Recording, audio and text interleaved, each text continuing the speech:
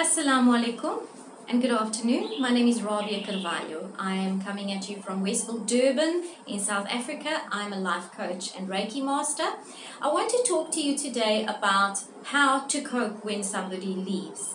So perhaps you are the one that has left, perhaps somebody has left you.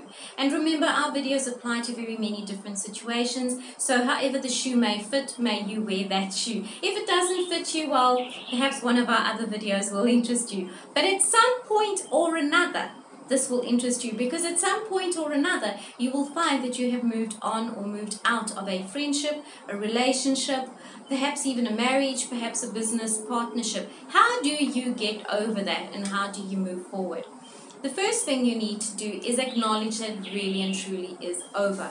There's nothing worse than trying to hold on to something that is long gone, it's past its expiry date, you know it, they know it, and yet you're holding on. Or you're trying to go back all the time when your expectations and this person's expectations are completely different, where you are completely different individuals. Perhaps you have grown, perhaps they have grown, perhaps you've grown out of one another, whatever the case may be.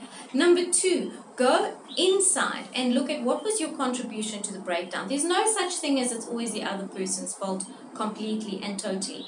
No relationship breaks down on the strength only of one person unless you're dealing with an abusive relationship. So I have to put that unless, that caveat is in there, because in an abusive situation, very often the victim has felt like they haven't had a choice, so they've kind of been stuck in it. In many instances, they've been deluded, particularly in the case of narcissistic abuse, deluded into believing that this person is someone else rather than who they really are. So that is why the caveat.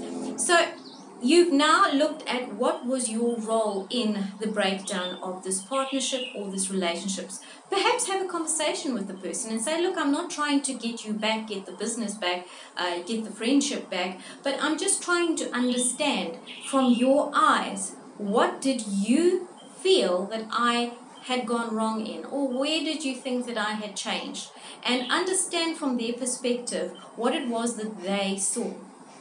If they allow you to, and they're gracious enough to allow you to, then you can give your perspective and both of you can learn. But in many instances, people are not ready to have this conversation, particularly if it's fresh. And you're right out of the gate divorced, and now you can't sit and have this conversation. But you can certainly have the conversation with yourself in the cases where you cannot speak to the other person. So number one, acknowledge that it's over. Number two, identify your part in it. Why? Because you want to learn from this relationship. You want to learn from this situation. If you don't, you're going to bring your mistakes into the next job, the next relationship, the next business partnership, whatever it is. So you don't want to bring those things into the next thing. You also don't want to be accepting other behavior. So step three is identify what was the other person's role in it. Now that's not about playing the blame game. That's about very realistically saying, this is where I think they went wrong. This is where I think they could have done better.